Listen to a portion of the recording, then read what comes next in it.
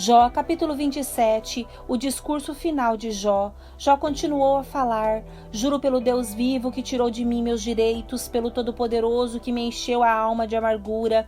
Enquanto eu viver e tiver o fôlego de Deus nas narinas, meus lábios não pronunciarão maldades e minha língua não falará mentiras. Jamais darei razão a vocês, defenderei até a morte minha integridade. Afirmarei minha inocência sem hesitar, por toda a vida terei a consciência limpa. Que meu inimigo seja castigado como os perversos e meu adversário com os que praticam o mal. Pois, que esperança têm os ímpios quando Deus os elimina, quando ele lhes tira a vida? Acaso Deus lhes ouvirá o clamor quando vier sobre eles o sofrimento? Acaso se alegram no Todo-Poderoso? Podem clamar a Deus a qualquer momento?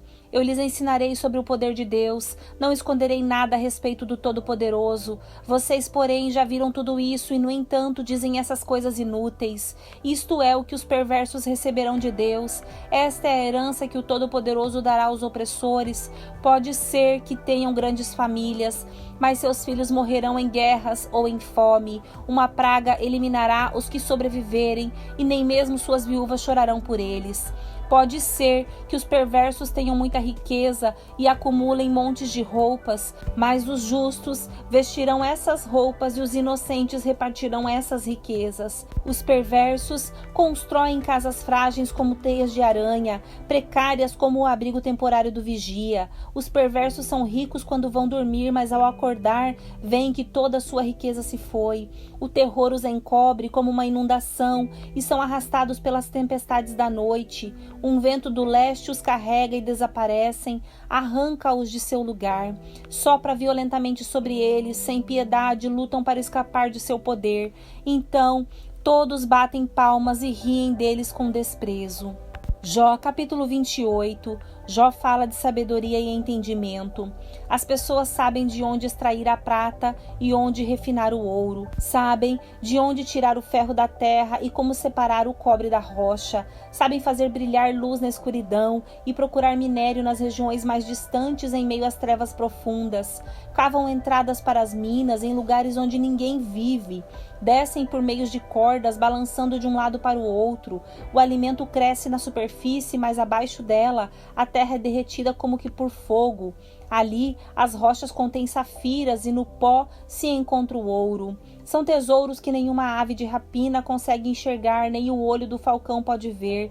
Nenhum animal selvagem pisou nessas riquezas, nenhum leão pôs a pata sobre elas.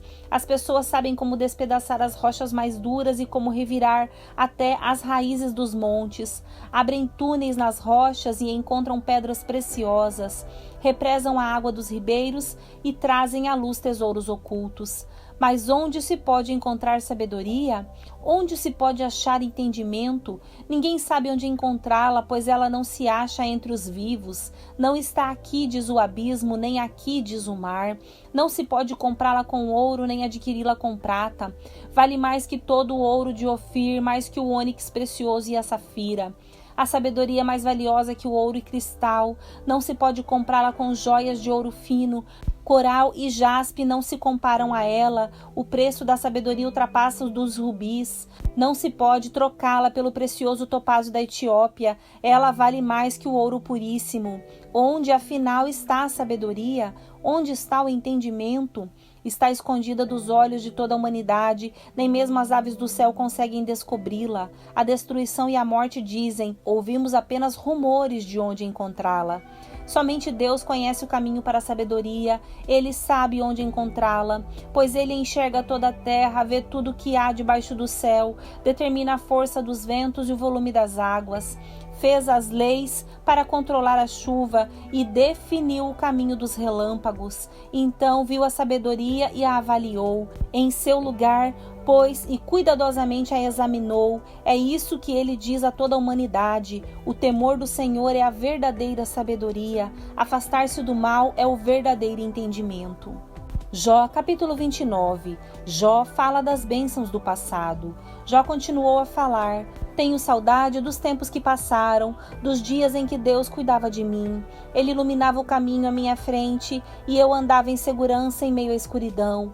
Na flor de minha idade, a amizade de Deus estava presente em meu lar. O Todo-Poderoso ainda estava comigo e eu tinha meus filhos ao redor. Meus pés eram lavados em leite e ribeiros de azeite corriam das rochas para mim. Naquele tempo, eu ia até a porta da cidade e tomava meu lugar entre os líderes. Os jovens abriam caminho ao me ver e até os idosos se punham em pé. As autoridades se calavam e colocavam a mão sobre a boca. Os mais altos oficiais da cidade faziam silêncio e refreavam a língua em sinal de respeito. Todos que me ouviam me elogiavam. Todos que me viam falavam bem de mim, pois eu auxiliava os pobres que pediam ajuda e os órfãos que precisavam de socorro. Os que estavam à beira da morte me abençoavam. Eu trazia alegria ao coração das viúvas. Era honesto em tudo que fazia. A retidão me cobria como manto e a justiça eu usava como turbante. Servia de olhos para os cegos e de pés para os aleijados. Era um pai para os pobres e defendia a causa dos estrangeiros. Quebrava as mandíbulas dos ímpios e de seus dentes resgatava as vítimas. Por certo, morrerei rodeado por minha família, pensava, depois de uma vida longa e boa, pois sou como a árvore cujas raízes chegam até a água, cujos ramos são refrescados pelo orvalho. Recebo sempre novas honras e a minha força vive renovada. Todos escutavam meus conselhos, ficavam em silêncio e esperavam que eu falasse. E depois que eu falava, nada tinham a acrescentar, pois o que eu dizia os satisfazia. Esperavam minhas palavras como quem espera a chuva, bebiam-nas como chuva da primavera. Quando estavam desanimados, eu sorria para eles, valorizavam meu olhar de aprovação. Como um líder, eu lhes dizia o que fazer, vivia como rei entre suas tropas e consolava os que choravam.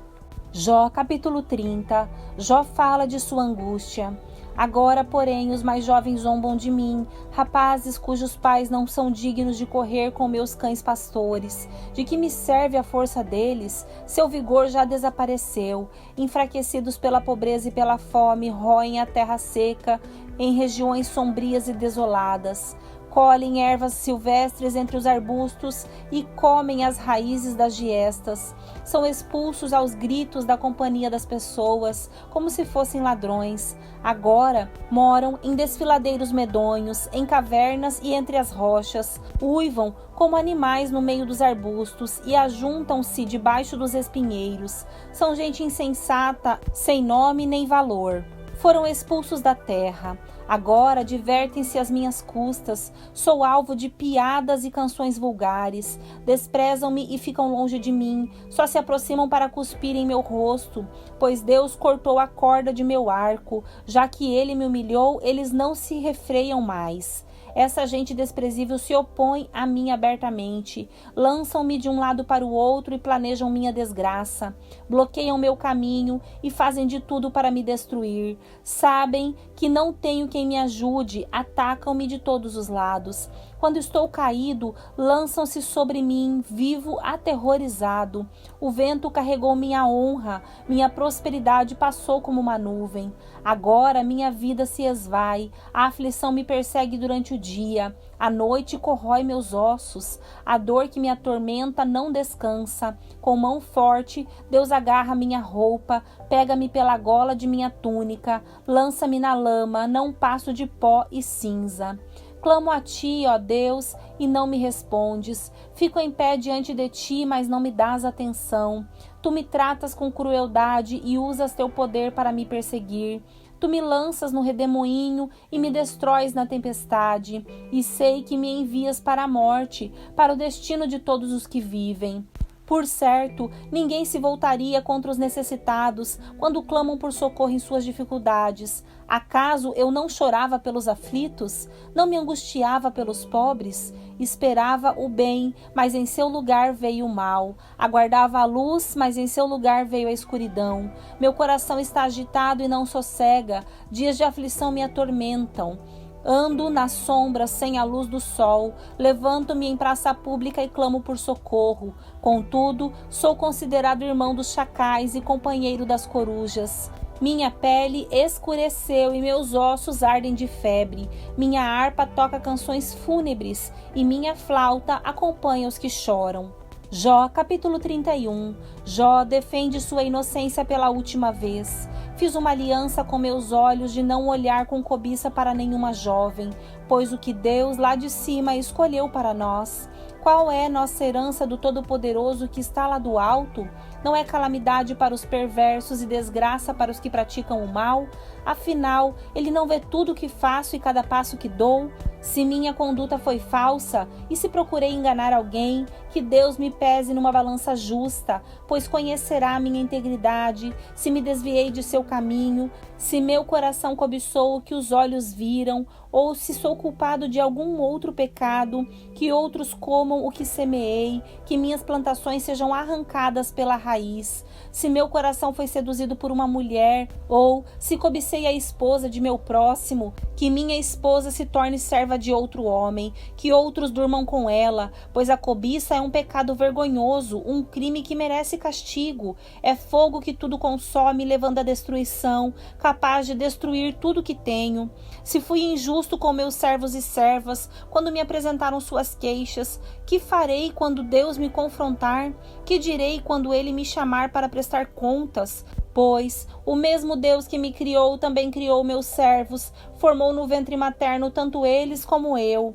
Acaso me recusei a ajudar os pobres? Ou acabei com a esperança da viúva? Fui mesquinho com meu alimento e me recusei a compartilhá-lo com os órfãos? Não. Desde a juventude tenho cuidado dos órfãos como um pai, e por toda a vida tenho ajudado as viúvas. Sempre que via alguém passar frio por falta de roupa, e o pobre que não tinha o que vestir, acaso eles não me abençoavam por lhes prover roupas de lã para aquecê-los? Se levantei a mão contra o órfão, certo de que os juízes tomariam meu partido, que meu ombro seja deslocado e meu braço arrancado da articulação, seria melhor que enfrentar o castigo de Deus, pois se a majestade de Deus é contra mim, que esperança resta?